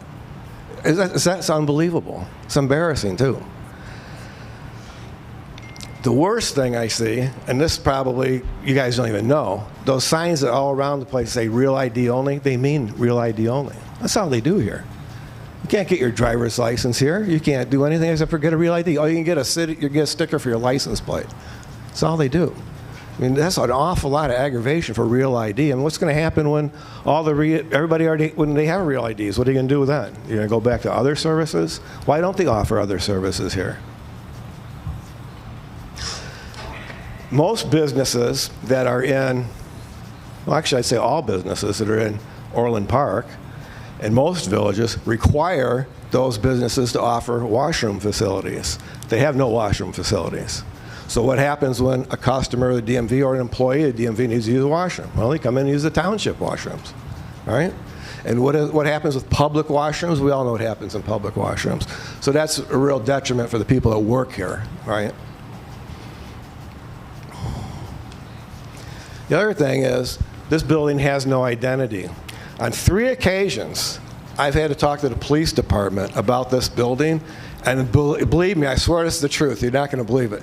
They don't even know we're here. The what building? You're on Ravinia. What? What do you mean you're on Ravinia? The DMV building. Oh, the DMV building. Okay, sorry. Now I know what you're talking about. And I'm telling you, this came from a 30-year veteran that's working the desk, a sergeant at the police department.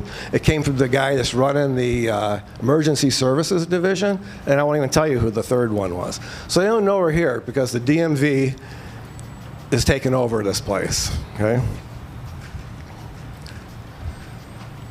The other thing is insurance, right? We have to cover liability insurance for anybody that may get hurt or injured or whatever on the property. Who's paying for the liability insurance for the DMV? So these are just a few. I mean, there's a lot more that I could go on with, but I just wanted to point out, because people have asked me when I have talked about this publicly, why in the world would anybody want to get rid of the Secretary of State's office? That's a huge service to the community, right? We can go right over to the township instead of going over to the other locations that are far away. Well, you can't, because you can't get in here except for a real ID anyways. So, it's not worth it. So my opinion is it needs to go, and we would be more than happy to help them find another location. They're probably all over the place, not for free, but I'm sure they'll be able to find another location. But there's no room for them here. They're only operating in 1,100 square feet, which is ridiculous for the amount of traffic that goes through there and through our tiny little parking lot. It's just, in my opinion, insane. That's all I have. Thank you very much. Thank you, Trustee Duffy. Trustee Williams? I have a couple of observations, one of them going to Ken's concern about particularly the elderly who are taxpayers in the township and avail themselves of the wonderful services that we offer to them. You haven't seen sad until you see an elderly man or woman using a walker to cross Ravinia to get to this building because there's no parking for them here in this building, in the township where they pay taxes to not only maintain the building, but the parking lot they can't park in.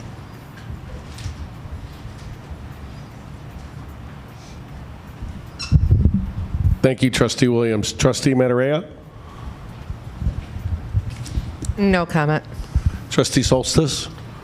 I echo Ken Duffy and Trustee Williams. A few weeks ago, I witnessed a woman in a wheelchair outside.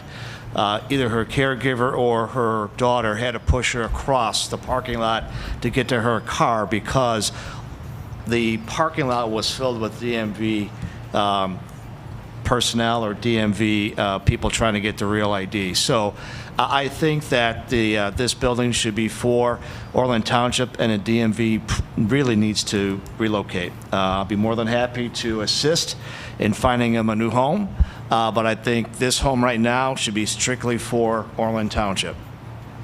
There's a lot of senior events that space could be used for. This is not a total professional environment. There are people that also use the restrooms here, which is a security issue. So I think that things need to change. So, thank you, Trustee Soltis. Just since I put the DMV here, I guess I'll just talk about my logic behind it. If you recall, years ago, across the street, the DMV was at the Village forever.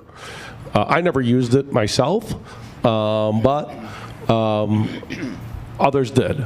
The Village decided, they set up temporarily in the boardroom a few days during the weekend, and they outgrew it, and I don't disagree or take issue with, but the former mayor put them out.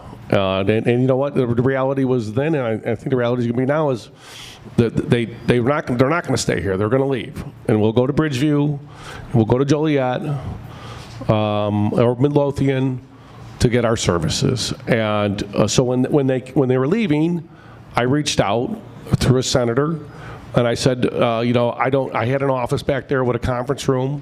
They had a conference or an office next to it, and there was a little computer center in the corner. We tried to do senior training. We had about 10 computers back there. We had the Geek Squad come over teaching classes. It didn't really, it took off for a while, and then it just kind of died. So there was no real use for the space. And I asked them, I said, well, I don't know if there's enough room back there or not, because I've never been in your building, or I've never seen what you do, but other than when I'm downtown, I go to the main building at the Thompson Center, and I went to the one at 69 West. So I said, I have no frame of reference, but I go, you're welcome to my office in my conference room. I go, I don't use it. The lady that was sitting in there was doing some other function. I gave her my office because I didn't need an office. I have a law firm. I work out of my law firm. I stop in here. I sit in the executive director's office. I can have my meetings anywhere. I have a phone, email. It's that type of environment we live in. So they came out, they looked at it. They were interested. They said they had no money, that it was free across the street. Over the years, when I was chief of staff for the Cook County Sheriff's Office, I've done many intergovernmental agreements for $1. I did one with the U.S. Marshals and a high-intensity drug task force for $1 for a former Chicago Police Department building in the city.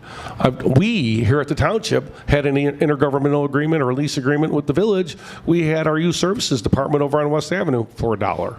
It's done all the time. I hear, it's amazing to me because they've been here about 4 or 5 years. This is the first time I've heard these type of complaints, and I've been here for a long time.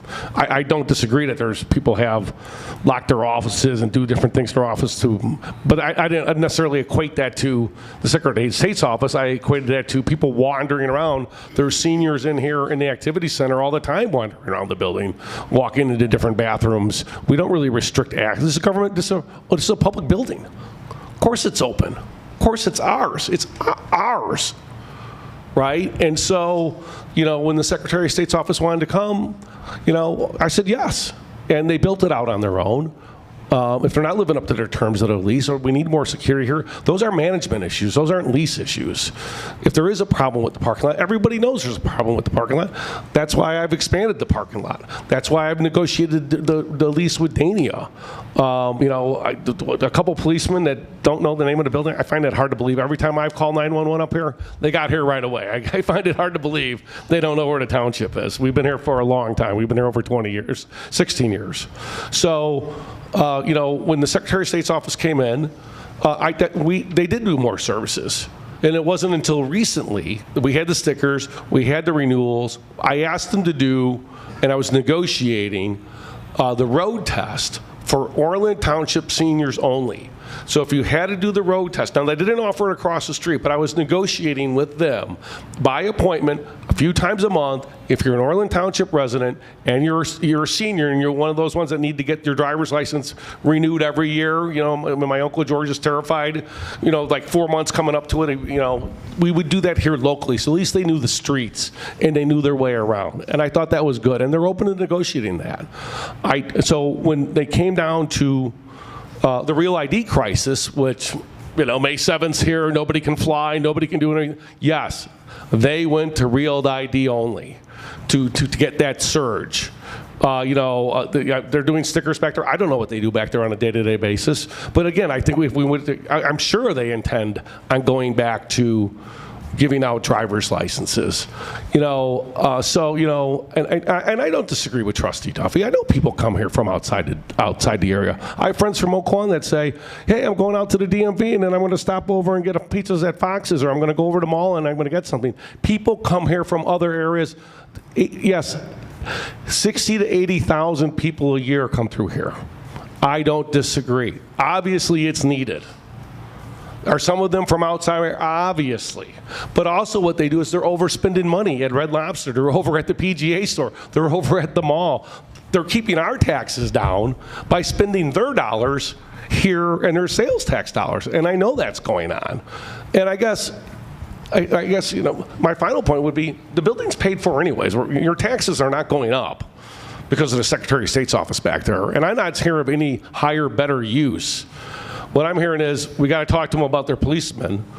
We got to talk to them about maybe where they're allowed in the building and who they're correcting people. I mean, I don't think it's unusual to see somebody walking through a building they don't recognize who it is to challenge that person. I suppose anybody would do that.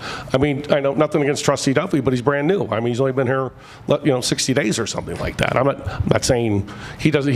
We don't walk around with lanyards. Maybe that's something we need. But it just seems to me. I got one on. Well, whatever. I don't know the circumstance, but it just seems to me that for a handful of people to make a decision that's going to impact the entire township, it should be handled in a way where we know what the consensus of the people is. And next March there's an election here, right here in Orland Township, and we could put as a board on that ballot an advisory question. Do you think we should keep the Secretary of State's office here at Orland Township for $1 a year, or should we throw them out? And if the people want them gone, I am all for it. But I'm not going to sit up here and put my judgment or my opinion or my feelings and my little anecdotal evidence ahead of what the voters may want. And I think that is a better solution. And in the meantime, we can go meet with them and we can talk to them about the security officer. We can talk to them about wandering out of the building. We can all the 13 points he raised. We can go sit down and we can put on double secret probation and we can clamp down on them and screw around with their hours or whatever we can do with them, right? We can make it hard on them, right? We can do that. But just to throw the baby out with the bathwater without taking it to the people and the voters, I just think I'm just not for it. I'm not going to say I just disagree with them. We disagree. People disagree. I understand that. I know they have their opinion about the Secretary of State's office, and I'm not really arguing about their reasoning, other than these intergovernmental agreements for $1 are done all the time, and at the end of the day, the taxpayers are paying for this building anyways, and if they're going to leave, and that's what they told me today. They called me today. They know it's on the agenda tonight. They're upset about it. They said they're leaving. They don't want to leave the area. They want to come back and talk, but they're already here. And if we shut it down, there's going to be a break in services. There just is. And maybe they come back. Maybe they don't. Maybe they go somewhere else. Maybe they go down the road. But in my just my conclusion would be that, I think it is utilized. I know it's utilized by people outside the area, but I also know those people spend their dollars around here. I think they support businesses around here. I don't disagree that we could do better. Maybe there's better management meetings that we have to have, but those are management issues. Those aren't lease issues. Those are two different things. We have operational issues and we have lease issues, right? And those are two separate things. And I'm happy, and I told Trustee Duffy before, happy to call them in here and work this out and see what they can do and get tough. All for that, you know, just like we like to be tough on the folks in the food pantry, just like we like to be tough on everybody around here and make sure that the people that are using our services are entitled to them, right? And then that we're being fair to the taxpayers here in Orland Township. So, you know, I know this was just for discussion, but if there's the next motion is to break the lease with the Secretary of State's office, I would submit that that's a bad decision. I think we should work with them and not get ahead of ourselves. I think we should put it on the next agenda. Tiffany, we can do an advisory question by this board, correct? Yes. Yes, the law does allow for an advisory question. Just needs to be put on so many days. I don't know the exact days, but we are well within the time frame to get it on the March ballot. So it's usually just a few months before the election. So we'd probably have to put it on by January. But so you guys are well within the time frame. That is something I could draft up if that's what the board wants to do, and I could have that ready for the next board meeting. Thank you.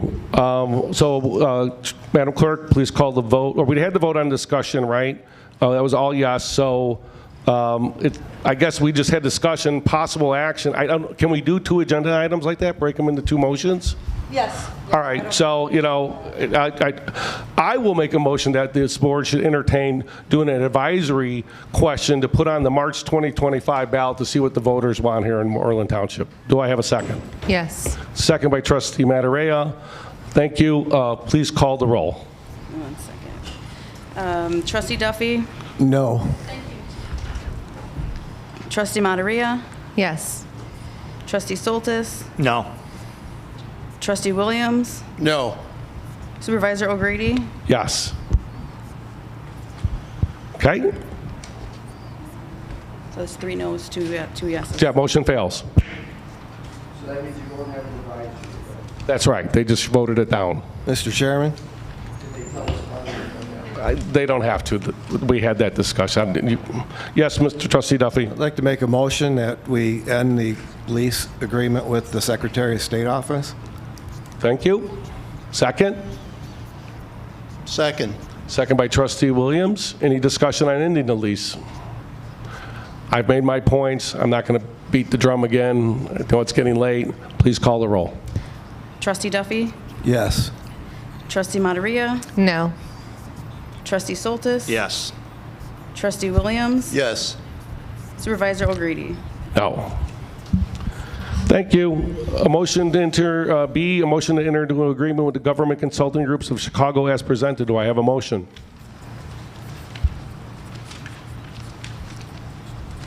Motion.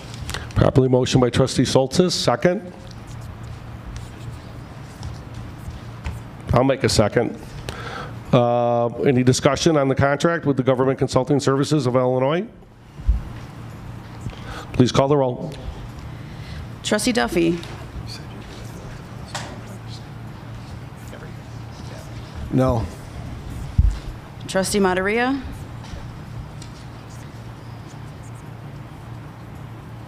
No. Trustee Soltis? No. Trustee Williams? No. Supervisor O'Grady? Yes. Thank you. A motion to approve park improvements for mulch and new installation at 2 parks. Stand by. I got to look this up.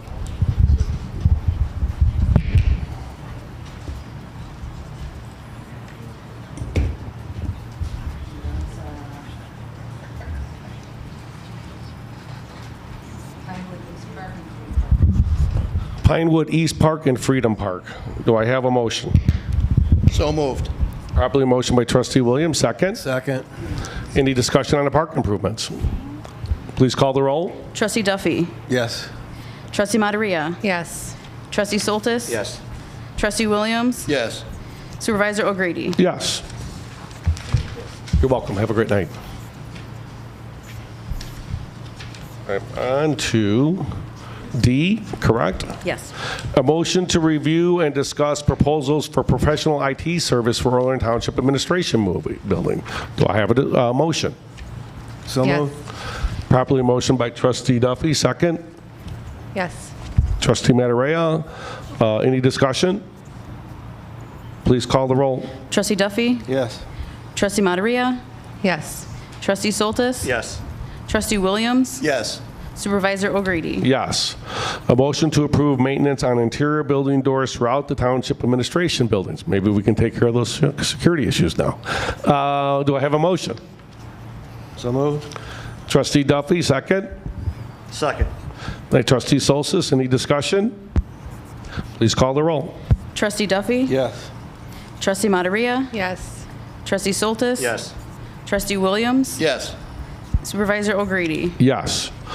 F, a motion to approve partnership with the Village of Orland, or Village of Tinley Park and the Village of Orland Park for community-wide events such as shredding and property tax seminars. Do I have a motion? So moved. So moved by trustee Matarea, second. Second. Trustee Williams, any discussion?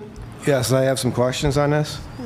I'm not very happy with how this is worded. I know that's how it came to us, but this is like a blanket approval, community-wide events. I think that each event that we're going to stick our name to should be voted on and approved individually by the board.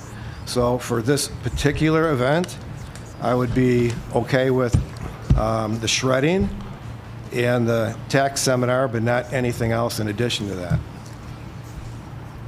Is that a motion to amend Yes. the agenda item? Yes. Do I have a second to a motion, the F agenda item as presented by trustee Duffy? Second. Second by trustee Williams to amend. All in favor, say aye. Aye. Opposed? None? All right, we're voting on a new motion, a new agenda item now that is for the Village, Tinley Park and Orland Park and community-wide events limited to the upcoming shredded event and tax seminar. Please call the roll. Trustee Duffy? Yes. Oh, wait, I'm sorry, I went out of order. We need a motion on that new agenda item. Do I have a motion on the new agenda item, limiting it just to those two events? So moved. It's properly motioned by trustee Duffy, second. Second. Second by trustee Soltis. All in favor on approving the amended item? Aye. Aye, opposed? Okay, that passes. All right, no opposed, right? Okay, all right, G. A motion to approve the payment of bills as presented in a report dated July 21st, 2025 with the following funds. $168,260.02 from the town fund, $52,046.36 from the road and bridge fund, $28,404.88 from the general assistance fund. Do I have a motion? So moved. Properly motion by trustee Duffy, second. Second. By trustee Williams. Any discussion? Please call the roll. I have a question. Oh, go ahead. I noticed that the monthly fees seem to fluctuate a little bit between Foremost and Delgado. I was wondering what the actual monthly fee is for those two services. Lindsay, do you know the answer? Foremost is $4,000 per month. Delgado is based off how much fees the attorneys. That does fluctuate. Okay. Kind of standard monthly fee goes by hours of attorney use. Okay. Delgado's, correct? Yes. Thank you. Any more questions about agenda item G? No. Please call the roll. Trustee Duffy? Yes. Trustee Materia? Yes. Trustee Soltis? Yes. Trustee Williams? Yes. Supervisor O'Grady? Yes. Okay. All right, we're now, thanks for everybody for coming. This is where we go into closed session. So this is where we're going to go in and talk about some things outside of the public, and then we may come back out later and take some action on numbers 10, 11, and 12. But for number 9A, a motion to enter closed session pursuant to section 2C11 of the Open Meetings Act, 5 ILCS 120/2C11 to discuss pending litigation, section 2C5 to discuss the purchase or lease of real property for the use of public property, including a meeting held for the purpose of discussing whether a particular parcel should be acquired. And 3, section 2C6 regarding the setting of a price for sale or lease of property owned by the public body. Do I have a motion? So moved.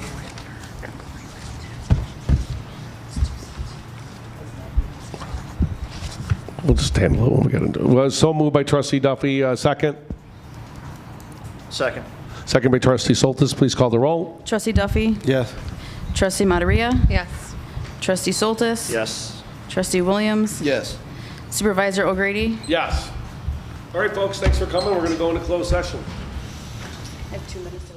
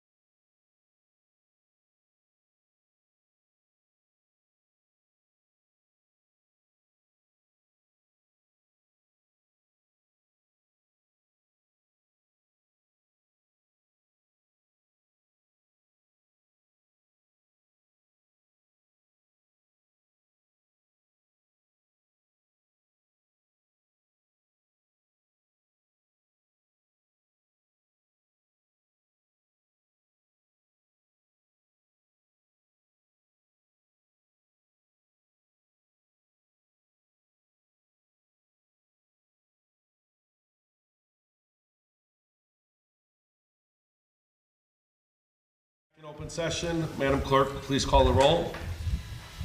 Trustee Duffy? Present. Trustee Materia? Present. Trustee Soltis? Present. Trustee Williams? Present. Supervisor O'Grady? Present. We're back to action agenda item number 10. Just want to give a little background here. Consideration and possible action regarding litigation discussed in executive session. The township submitted a tender of the Scottsdale Insurance Group seeking defense and indemnification in connection with its inclusion as a defendant in Cook County's lawsuit regarding Alpine Heights subdivision. Pardon me. Scottsdale denied coverage and filed a declaratory judgment action to obtain a court ruling that it had no obligation to defend or indemnify the township under its policies. Scottsdale's attorneys have offered to voluntarily dismiss the declaratory judgment action if the township formally withdraws its tender of defense. The township attorneys recommend that the board consider authorizing withdrawal of the tender of defense to resolve the Scottsdale lawsuit. This action would conclude the coverage dispute, but would not affect the county's underlying lawsuit, in which the township and road district would remain defendants responsible for their own cost of defense. At this time, a motion to authorize the township attorneys to communicate the Scottsdale Insurance Group the formal withdrawal of the township's tender of defense and indemnification under the insurance policies at issue with respect to the claims asserted against the township and the Orland Township Road District in a lawsuit entitled Scottsdale Insurance Group versus Orland Township et al., pending in the Circuit Court of Cook County. Do I have a first? So moved. Properly motion by Trustee Duffy, second. Second. Second by Trustee Soltis. Any discussion? Please take the roll. Trustee Duffy? Aye. Trustee Materia? Yes. Trustee Soltis? Yep. Trustee Williams? Yes. Supervisor O'Grady? Yes. The township attorney has informed me that we don't need any action on items number 11 and 12. 13 we already handled, so we're going to go on to number 14. Motion to adjourn the meeting at 9:35. I move. Properly moved by Trustee Duffy. Second. Aye. Second by Trustee Materia. All in favor say aye. Aye. Opposed? We're adjourned.